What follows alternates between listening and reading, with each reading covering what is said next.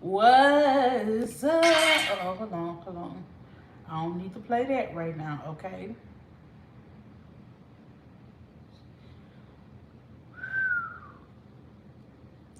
What's up, beautiful people, and welcome back to our channel. What's up, beautiful people, and welcome back to Currently Building Generational Wealth Lifestyle. I am one of your hosts, the one, the only, the flies from today. I am Danielle Bailey, and of course, hold on, God is the ultimate host. What's up, y'all? Happy Monday. I hope that everybody's having an amazing Monday. I hope everybody had an amazing Monday on today. Yeah, so what I wanted to do, I am wrapping up the day at the office, and like I was just like, let me come on YouTube and let me do a recap of the Millennial Social Work Conference 2024, and also let me do a introduction of where I plan on going next in this field. Like, what is my next career move? What is my next career step? And I kind of like I got the revolution about what's next for me at the conference, because I know y'all have seen my videos where I've talked about I've been burnt out on therapists and all this other kind of stuff. And so like I went to the conference with intentions of not figuring out what my next step was, but with intentions on making new contact with different people, making new contact with different people, talking to different people. Like I really wanted to just network, if you want to say network with intentionality.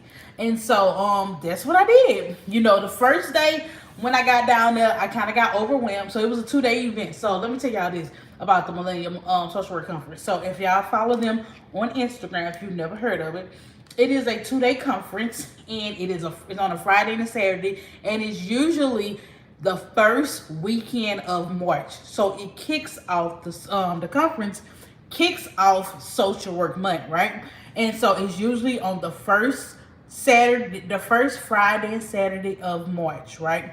And so y'all, I think they first started in 2019. Yeah, I think they had their first conference in 2019. I end up finding them probably like the end of 2019, the top of 2020. So I applied to be a speaker, right? So I seen them, and I seen that they had like a good time. They were young.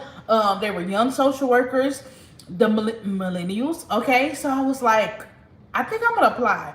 So I was like, okay, I'm gonna apply to be a speaker. I had never really spoke at anything at all, and I applied in 2020. They accepted me. So like my first time ever attending this event was as a speaker and as a guest.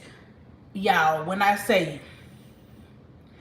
went in 2020, it was everything.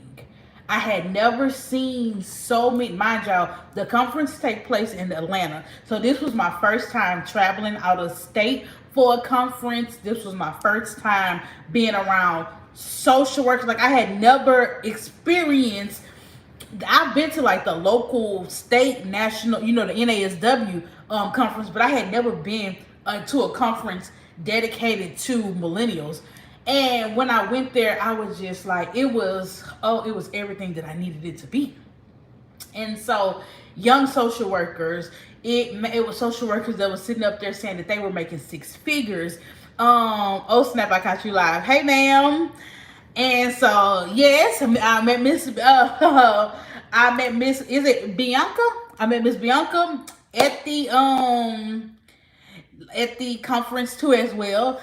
And so like when I went for the first time in 2020, like I've been hooked ever since, because it fed me. Like I thought that social workers could make 6 figures, but I wasn't for 100% sure, because the people in my area wasn't talking about that. But when I went to Millennial Social Work Conference in 2020 for the first time, they confirmed that social workers can make 6 figures. I was hooked ever since, in a different type of jobs that these social workers were doing. also had me hooked. Like, it was such a great time. And then, so I've been going ever since in 2020 or whatever. And then shortly after we left there, that's when COVID hit and the world shut down. Right after the conference. So, but this year, I ended up presenting two times on Friday and Saturday, and it was amazing. It was an amazing conference. I'm not sure if I like vending at the conference because I want to attend the courses. You know what I'm saying? And when you're a vendor, you don't really attend the courses. Like, you when you're a vendor, especially if you're a vendor and you present, the only course that you're really attending is yours. So you're you vend, then you go speak, then you come back and you finish vending. So I'm not sure if I'm liking. Yes, honestly, it was a great conference. Put a battery in my back. Yes. So I'm not sure if I like the vendor aspect. Even though I made great, even though I sold some products, you know what I'm saying? I always tend to overbring. Like, I have not mastered the art of bringing just enough. I overpack in real life. So, of course, I'm going to overpack products. But, like, as a vendor, I sell a lot of products. I sell a lot of merch. So, like, this is my second year vending there too as well. I was a vendor there last year, and I did good. That was the most merch I've ever sold last year at this event. Came back this year, did good too as well. So, like, it pays to be a vendor there. So yeah, but it was a really, really great conference.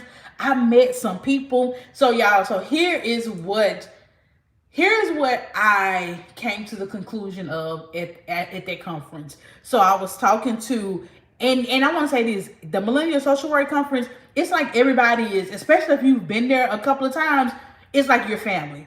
You no longer go by your government name. Everybody is cousin. Okay. And like, you see people who come often. So Stephen Hall, I think that's Stephen last name. He is a big personality and he calls everybody cousin. So like, soon as he walked through the door, you be like, hey, cousin. And he is from Chicago, right? And so it was me. Oh, it was me and Stephen talking, and the girl that sells the LCSW merch. I call it Greek letters because she do a cardigan and it has LCSW, LBSW, LMSW, like whatever type of license you have is like on a cardigan, and it's like a Greek sweater. So we call it, she was like, some people refer to my sweaters as the Greek sweaters of social work. And so it was me, her and Stephen talking. And at first it was just her and Stephen talking. And so I was like, I'm gonna come be in y'all conversation because they was talking about consulting. They was just talking some stuff that I felt like I need to be a part of. So I was like, you know what, I'm gonna come and I'm gonna listen to y'all conversation or whatever because I feel like I need to be a part of it.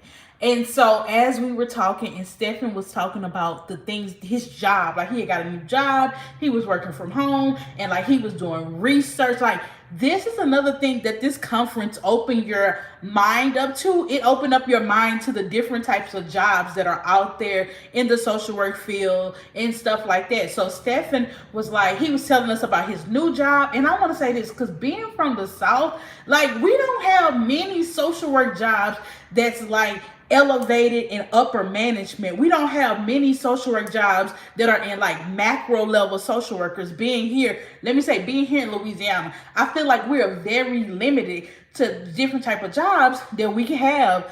Good for you getting into the conversation. Absolutely. So like, when I heard his job and the level of what he was doing, he was like, yeah, I moved over to this company, and the girl was there. It was like her mom company, but they do task group. That he's like, I'm in research now, and I'm going here on the state level. I'm going there on the state level. Like, he's just not in Chicago. Like, he is all over the place. And I was hearing that, I was like, let me go see what is he talking about, because I feel like that's what I want to do. And how is he doing this, and what is he doing? And I want to say this, people are like, so I just sat down and I just started listening to them and him talking. And then I was like, he was like, I'm a consultant. And I was like, that's it. That's what I want to do. Like, I don't necessarily want to do what he doing in a sense, researching, consulting. I want to. I was like, I want to be a consult. Like he was talking, she was giving feedback, and I was like, so what? And so he was like, yeah, I'm a consultant, and I was like, I want to be a consultant. That's it. Like I have been struggling with coming to a term. You know how we got to put terms on stuff, on what it is that I want to do. But when Stephen started talking about all the things that he was doing in DC, how he was doing research for HIV and AIDS, how he was doing task groups for these big major, corporations, and how he was explaining about how the work that he's doing right now is for work that's going to be, it's going to be for policies that's going to take place in 2035. I was like, 2035? I ain't even got 2024 planned out. And y'all already projecting 2035. They need to get information because this information is going to change policy for 2035. And I'm like, the fuck? Like, that excites me. That got my wheels turning. Like, that's macro social work right there. If I ain't never seen it a day in my life. So he was just saying about how they was getting, how people need, and like this the thing. People be willing. I know that we have this mentality that don't nobody want to tell you how to do stuff. I believe that that's a small group of people that don't want to share with you information. I believe that's a small group of people. But I do believe there's a vast group of people who are willing to tell you information. And Stephen was one of them. He was willing to tell me information. He was like, like he was just talking about his job. And I was like, and I said, he said we was doing tasks. He didn't say task group. I think he had said something, but it was task and it was a different word. And so I was like, so what is that? And so he was like, it's a task group. So we are going to, he was like, we're set out with the task to get information from people. He was like, we want to get the information from people, bring it to the people and all of this. Y'all, he was like, it's a real grassroots movement type of thing. And so he was like, take the survey. We have a survey, you know what I'm saying? And can y'all take it? And so like we took the survey, and on the survey, it was about, do you have health insurance? Do you have rides to your health insurance? Because, do you have rides to your doctor? Because, he was like, people want this big effective change, but people don't think about, he's like, these big companies don't think about the basic needs of clients. And he was like, and we're here to gather that information.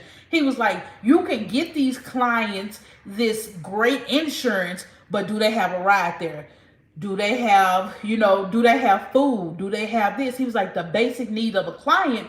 And he was like, if the basic needs, we start talking about Maslow, hierarchy of needs, and how the basic needs. And so y'all, it was just such great information that he was willing to give or whatever. And he was just talking about his job. And so the other lady that does the Greek social work apparel, she was talking about how she worked in a state, I feel like it was a state hospital, and she kind of talked about what she did on the behavioral health side. And there was what else? There was a code that Georgia used to to commit people. And so she was saying the number, and the number was the same for Stephen in Chicago. And so I'm like, what number? Or what is that? And they was like, oh, that's when we commit patients. I forgot what the number was. And I was like, we don't have no number in Louisiana. So like, I want to say this, when you're trying to get information, or when you're trying to always be a student, like, and don't be afraid to voice what you don't know. Like, I didn't feel stupid by asking them, what number is that? What does that mean? I didn't feel stupid about asking Stephen, like, what are you talking about? And so like, I had told him after we finished that conversation with us too, because somebody called him to go. he came over to our table. He came over to my table, and so we were talking. I was like, "Yo, cousin, like I want to get into consult." I say, after talking to you guys, I said I feel like that's my next step. I want to become a social work consultant, but I don't know how. Y'all, when I tell you that boy started running it to me about how and what I need to do, I was sitting up there like I'm trying to take all the information in, right? I'm getting like I'm about halfway through it. I was like, hold on, let me get my phone. So I started taking notes, and then he ended up getting called to come somewhere else. So he left. He said, but I'm gonna be back, cousin. I'm gonna be back, cousin. So when he came back the second time to tell me what it is that I needed to do, I said, can I record you? And he was like, absolutely. And I recorded him. You was not gonna give me all this information, and I can't retain it because I don't know some of the stuff that you're talking about, some of the words that you're talking about, because again, you're in this field, so I'm not in this field. You know, he was talking about grassroots movements and stuff like that, and like I'm just like I'm trying to take it all in. You know how you get all this information, right? I'm trying to take it all in, and I'm getting bits and pieces, but social work jargon or company jargon, I don't understand that because it's directed towards that company. And so y'all, it was so great. Okay, like I know the direction that I want to go, and so like I started processing all the information that he was saying, and we finished up the conference. I went back to the hotel, and so I was like, okay, I know I want to be a social work consultant. What does that look like for me in my field and what it is that I want to do, right? And so what I came up with what my next steps is going to be is I have 2 presentations that are coming up. I have a presentation on Thursday, and I also have a presentation on Wednesday.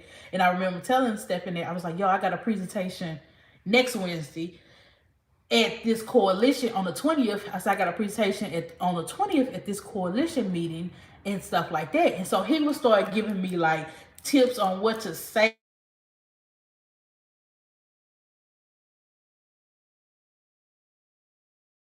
Right? I mean, like what it is, I'm just supposed to go there, tell them what my business do. But baby, the coalition, after talking to my cousin Stephen, the coalition finna get a whole proposal, and they don't even know it. Because at this coalition meeting, there are big wigs, there are big people who write grants. You know what I'm saying? There are big people who like a part of this coalition meeting's job is to manage big $1 million grants. Who finna sit up there and say what they doing and what they want to do? Who finna sit up there and tell them that I'm finna start, and which I really am, I'm really finna start a task group, a task or a focus group, whichever term we use in social work. I really am finna I'm finna get into my research bag, really like big time. You know what I'm saying? And I remember God telling me this, like, before I went to the conference. I was like, God, like, I prayed and I asked God, I said, God, tell me if I'm supposed to go back to work, and I pray for a specific sign. God, if this sign comes, I got to go back to work. If I see it at any time, it's time for me to go back to go get a real job. Y'all know I work, but get a job and work for somebody else. I said, you give me that sign, I'm going back. Because right now, I put on Facebook, at the rate that I'm going in the city that I'm in, I would not be able to sustain my practice full time. So if something does not change, my practice will not be able to sustain full time. It's just that simple. And so that was another reason for me going to this conference, to network, to really talk to people, because in a year, if things don't turn around, I'm not going to do this anymore. I'm going to move on from it. I'm going to move on from it being full time, and I'm going to drop down to part time. So I feel like that was God's way of me talking to them, God's way of showing me this is the direction that I want you to go in, daughter. And so my goal now is to take it back to research when we were back in school, right? So I'm going to create a task group for what it is that I want to do. I want to do, I know I want to provide services to African American females who suffer from depression and anxiety. I also want to do classes. I want to do classes for people on anxiety. Like I want to create this whole virtual program. And like I got ideas of what it is that I want to do, but I want to create a task group so that I can, or a focus group or a research group, so that I can see what the community really, really wants. I have been bad at creating stuff because I think that's what the community need, and the community responds and don't show up. So that's not what the community needs. So I feel like moving forward with 2024, I'm finna go to the community to see what the community say they need. Not just say what they need, but how they are willing to receive it and what they need to attend it and stuff like that. So I'm really taking some of the stuff that Stephen gave me. He talked about you need to do the grassroots movement type of thing. I'm taking some of the stuff that Stephen talked about. I'm taking some of the stuff that I thought about, and I'm gonna put it in, because we down here in Louisiana, we make this big old pot of gumbo. So I'm going to talk about it just like that. When I tell people I'm trying to make this big old pot of gumbo, and I'm taking all of these ingredients from other people, and I'm trying to see what it is that our people need. I know that food needs to be involved with some of this stuff because we are in Louisiana. So making sure people have some type of food at your event. What else? So like I'm really trying to see what is it that the community feel like they need.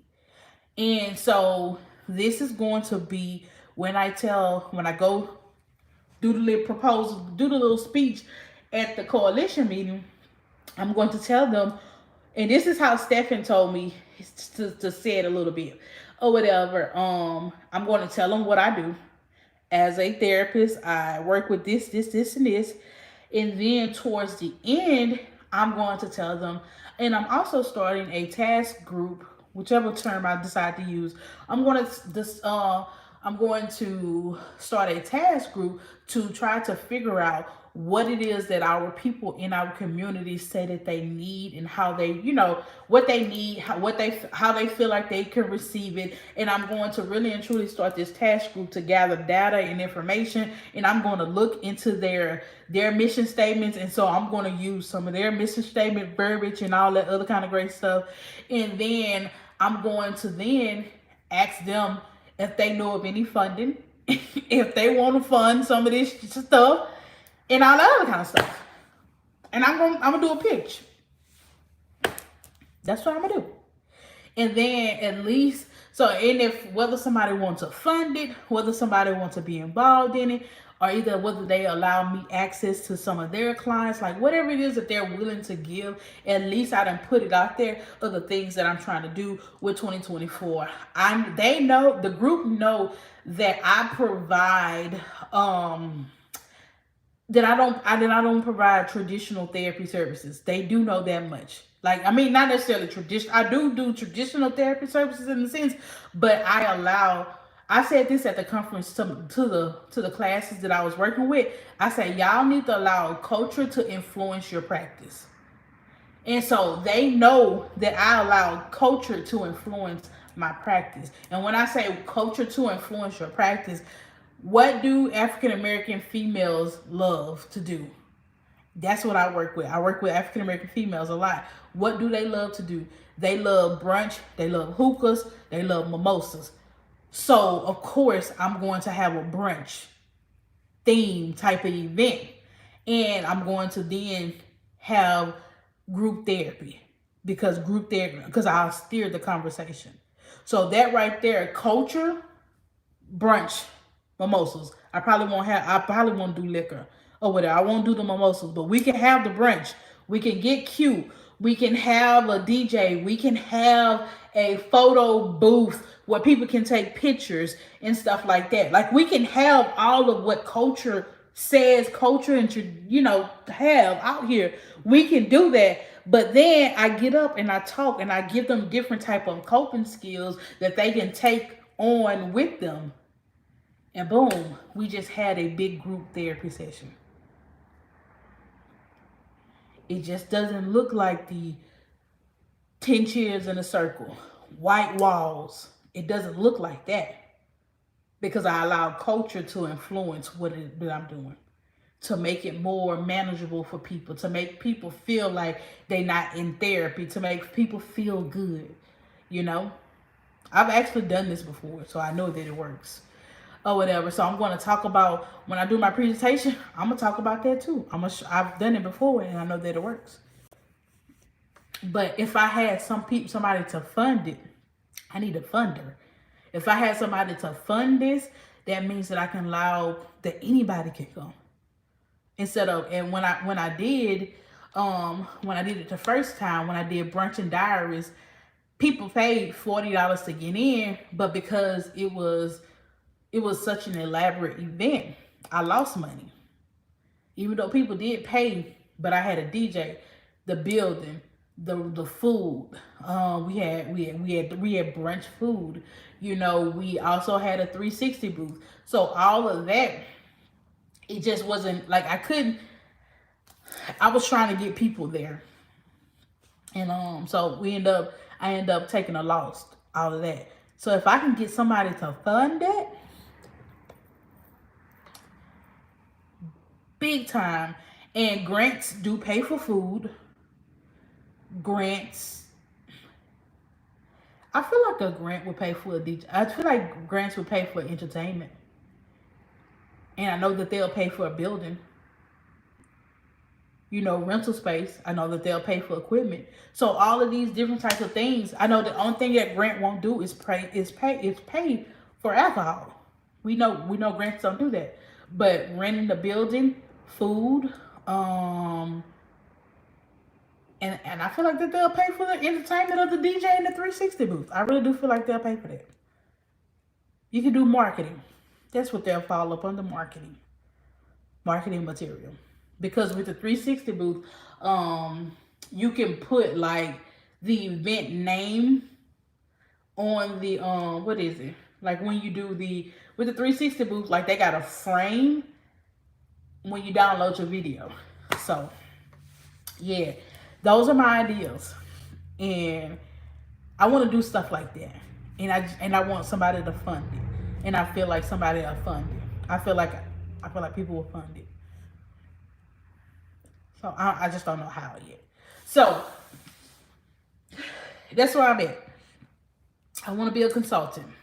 I want to also do. I just don't want to do that. I want to create workshops, and not just create workshops. I'm not necessarily workshop, but self-study workshops, self-study courses. I also want to work with companies and stuff like that. So I want to work with companies, and so somebody in my two people in my local area, one guy named Curtis, he was like, yo, when you get back, he said, if you really serious about that, because I put on Facebook that I wanted to become a social work consultant. And so he was like, hit me up. He's a consultant in the area. He was like, hit me up and I can help you. And then another guy who I consider him to be a well-known advocate for substance abuse, because like he's his name is Dominique. He was like, because he go to a lot of different conferences and stuff like that. He worked with the substance. I feel like he is the poster child for substance abuse in our area, because he's on billboards. He's always speaking all over the state, and I think he even went out of state too. He's in recovery, and he got a Project Rebuild. Like he was like, we do recover and all of that, and like he just goes all over. And so he come in and he was like, from my perspective, he was like, you're going to need to develop a curriculum and then market it to people. I was like, you know what? You're right. Let me create a curriculum. Okay. So like, this weekend, I feel like, has been super duper helpful. I feel like God has answered my prayers. I feel like, you know, what it is that I want to do is not far fetched. I feel like I'm able to. They gave me a name, you know. They gave me a title, and I feel like what I'm trying, what I want to do isn't far fetched. I just need to. I really wish I could have got back on it running today. I really wish I could have hit the ground running today working on this, but I gotta get what I gotta get. I gotta get. I'm supposed to be. I'm getting. I have an insurance audit that I need to prepare for. So I gotta get that done, and I need to turn that in before I can start moving towards my other goals and endeavors. So some of this stuff that I want to do, I may not be able to do it until I may not be able to start it until quarter 2. Yeah, I may not be able to start it to quarter 2 because I need to go ahead and finish and wrap up quarter 1. So but I'm just grateful that I have a trajectory. I'm grateful that I have a that I know where I'm going. That's what I'm grateful for. I'm grateful that I know where I'm going and stuff like that. So yeah, I don't know. Like I'm just grateful that I know where I'm going, and I highly recommend that y'all attend an out of state conference somewhere with young social workers, or if you want to be a social worker or wherever in your field, just attend where you can get around other people who are motivated, who are excited, who so that you can become refreshed, refilled, renewed, like all the things, other things. Like y'all, I'm so freaking renewed. I'm so freaking refreshed to where like I'm just like, bro, fuck this insurance audit. That's how I feel. F this insurance audit, bro. You know what I'm saying? Like because the way that I'm still gonna do it. I'm just saying, I'm still gonna do the audit. It's just gonna be late or whatever. And I'm not, and you know what? I'm not even stressing that it's gonna be late. Like it is what it is. Like I'm tired of being afraid or allowing other people to dictate what it is that I do and how I do things and stuff like that. No, like I'm taking control of my own life, of my own practice, of where it is that I want to go in life. Like I'm taking back my power, I'm taking back my control, and I'm moving in a way, and I'm moving, and I want to start, and I'm gonna start a social work mentor program. I'm gonna start a one-on-one social work because that's something that I end up getting a lot of today. Was like, do you do one-on-one social work? Stuff like that. And I think I'm gonna go ahead and start that going into the new year. I mean, going into quarter 2, because like somebody called me today, one on one social work, right? So somebody called me today, and so her name is Brittany, and so she was like, I got your number from your classmate, one of my old classmates. Name is Heather. She's like, I got your number, I got your information from Heather, and what I'm trying to do, Heather was like, I think that Danielle will be a good fit for you because she's just out here doing it. And so the girl Brittany had reached out to me, I want to say probably like 2 weeks ago, maybe. She reached out to me on Facebook. And but I was like busy preparing. No, it was a week ago. I was busy preparing for Atlanta. So I didn't respond back to nobody, like talking about really. And so she was like, you're a busy woman. I've been trying to get in contact with you for a while. I say, if it's been for the last week, I say no. I say if it's been for the last week, I've been preparing for Atlanta. I say, and Atlanta is like, that took up a lot of my time. I say, then I seen where you had reached out to me again. I say, and I was in Atlanta. I say, so that in itself was super busy. So I didn't. I say, so I just decided to call you because Heather then which Heather is my good friend from college. My good white friend. At that, like, I was her very first black friend. And so Heather was like, you got the same number because she's trying to get in contact with you. And she called me DB. She's like, DB, she's trying to get in contact with you, and she really, really, she really needs your help because you really, really help her, DB.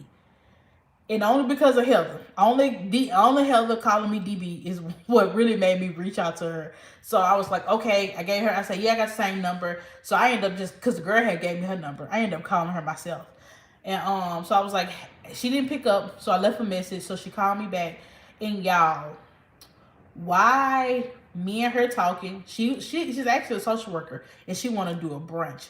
Why I feel like me and her, she was telling me, we were talking, and it just confirmed what I need, what I'm supposed to be doing in the social work field, and that is helping build social workers' confidence. So on the drive to Atlanta, right, I had my presentation figured out. I was like, I'm going to talk about how to capitalize our social work skills and all this other kind of stuff.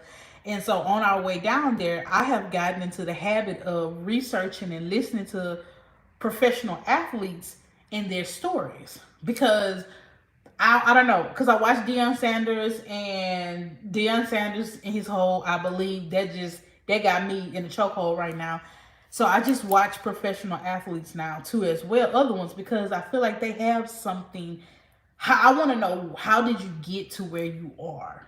You know, what is your story? So I watched Ray Lewis did an interview. Ray Lewis, Ed Reed, and it was another one. It was somebody else.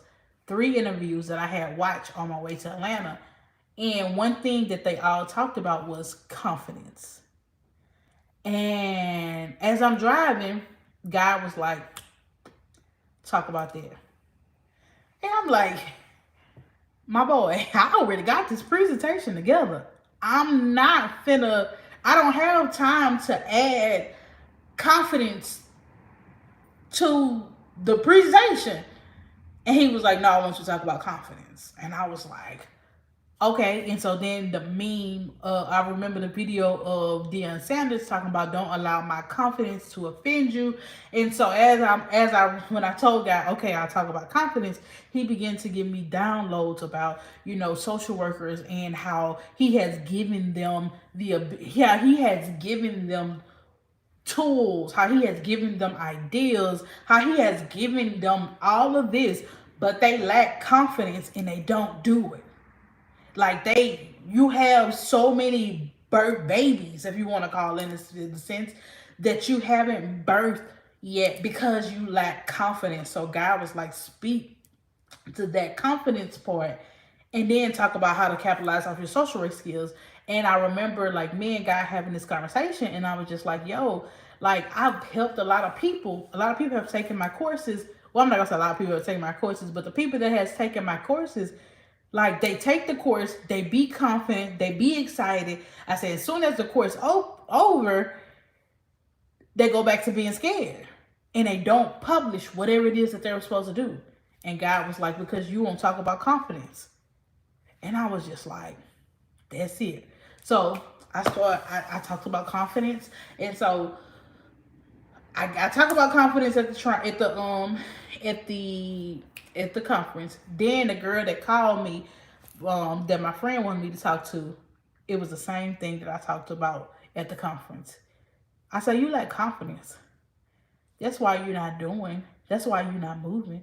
That's why you're not like, cause she was like, well, do you mind helping me? I talked to that girl for like 30 minutes. I was like, shit, I really could have charged her for this.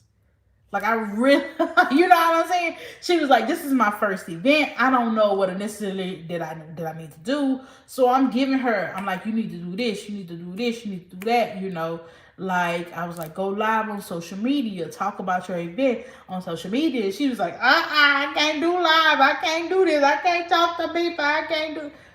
What are you doing? You're gonna have to get over that. If you want to make it in this game, you're going to have to get over. You got to go where the people at. And everybody is on social media nowadays.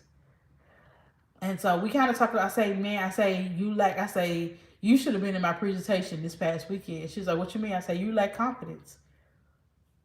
I say, so you just further prove to me that I need to teach social workers about how to build up their confidence. And she was like, yep, I sure should have. So yeah, so that just made me be like, okay, God, like you really giving me all of these things that I want to do. Now, like you really like, yeah, here you've been praying for direction. He go to direction right here. Not what you gonna do with it. So, yeah. So I'm moving into consulting now. I don't know what that looks like. I don't know how that, I don't even know about rates. I don't know about contracts. I don't know nothing about nothing when it comes to consulting. But I'm gonna figure it out. I'm gonna figure it out though. I'm gonna figure that thing out and I'm gonna ask questions along the way. Um yeah. I'll make questions along the way. And I'm excited about it. I'm excited about the consulting side of things. I think it's gonna be great. So, nonetheless, y'all, that's all I got. I'm finna get up out of here for the evening. Thank y'all so much for watching your girl, listening to your girl. If you catch this replay, thank you. And I'm gonna talk to y'all later. Bye.